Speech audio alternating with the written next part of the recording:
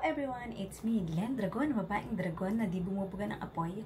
At ngayon na ay nais nating batiin ang ating kapatid na nasa Korea, ang ating opa, charish, na si Bro Joey Bunso. Ayan, actually this November 23 ay ka-birthday po siya ng aking pamangkin. Ayan, so yung pamangkin ko, but si Bro Joey Bunso is lalaki. So, ayan.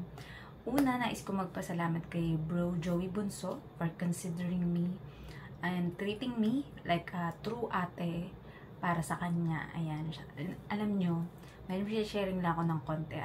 Kasi sa YT niyan, I see him fall in love. Ayan. Pero syempre, hindi ko na i-elaborate. I see him fall in love and then yun, nasaktan siya. So, kaya gumawa siya ng panibagong YT channel. Yan nga, which is yung Joey Bunso na talaga namang napakaraming views at napakaraming bananas ngayon.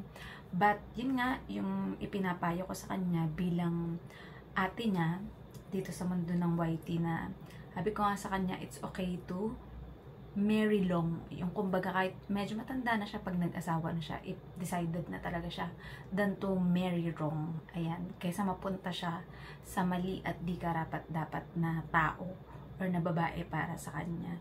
So, anyway, let's just change the topic. So, thank you ulit, kapatid na Joey Bunso, for being so kind to Ate Len. And, ayan, lagi-lagi yung mga nagbibiroan, nagtatawa-tawanan kami sa mga LS.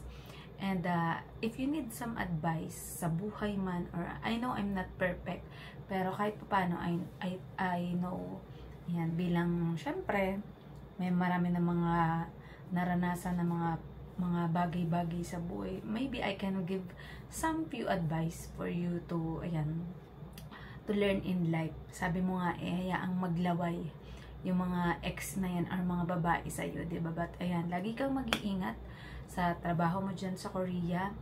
And, always, alam ko naman that you are a very faithful person. Ayan, malakas ang pananampalataya niyan kay Lord.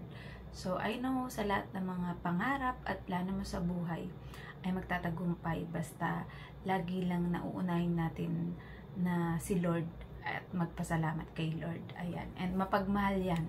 May alaga yung mga aso dyan sa Korea. Si Sky at saka si, nakalimutan ko yung isa. Basta yun. Kari yata. Parang ganun.